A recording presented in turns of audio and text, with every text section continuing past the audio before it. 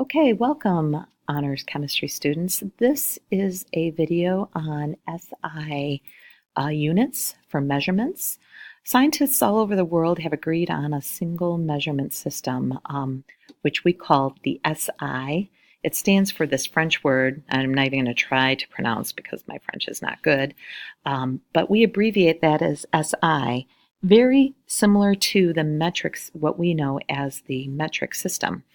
And in SI, there are 7 base units, and other units can be derived from these 7.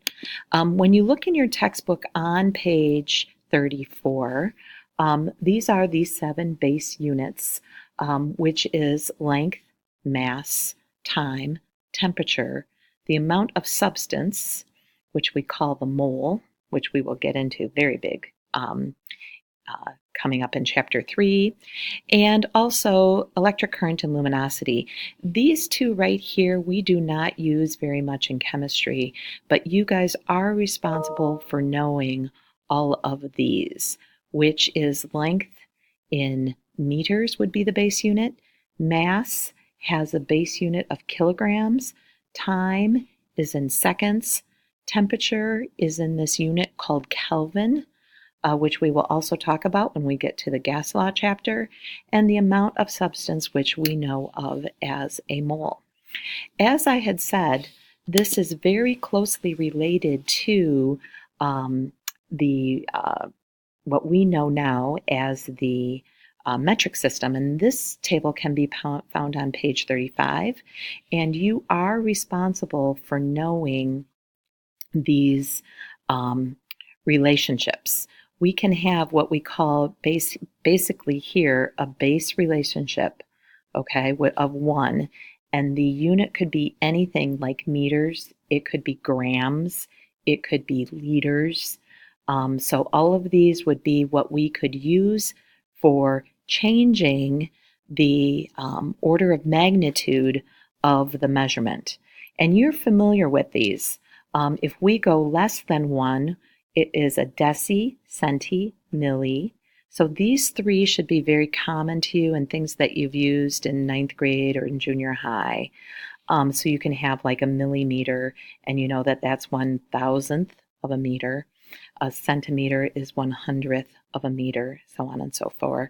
I remember these by a centi. A century has 100 years, so centi would be 100th, and milli would be 1,000th. A millennium is 1,000 years.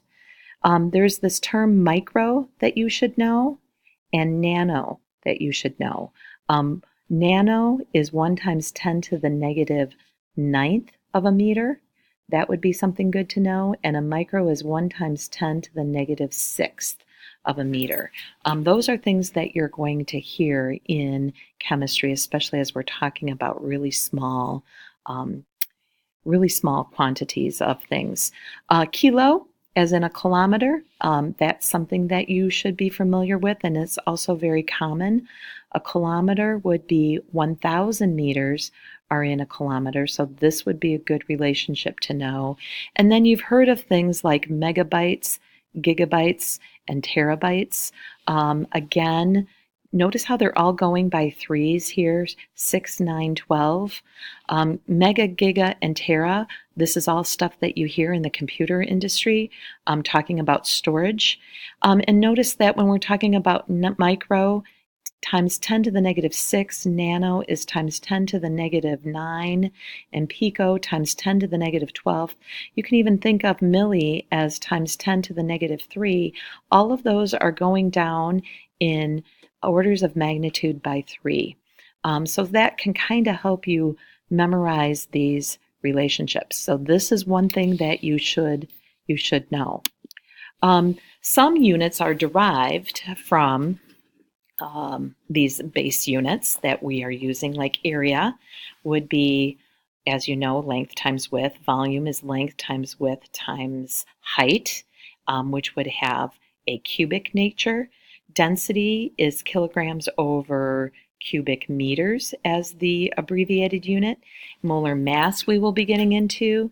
molar volume, and energy in the joules. So these are all units we're going to be working at and looking at as we move through the chemistry course. Not something that you really have to memorize right now.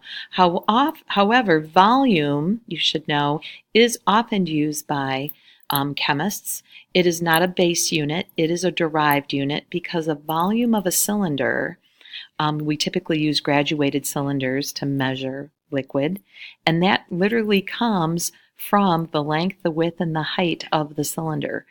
A milliliter is also called a cubic centimeter, which is abbreviated as a cc, or you can see that abbreviated as cubic. Oops, that's supposed to be an M. We'll just rechange this as a cubic centimeter. So you'll see this as an abbreviation as well. A cubic centimeter, or cc, is equal to 1 milliliter. And finally, the last thing that I want to highlight in this section is density. You have and will be doing some density relationships.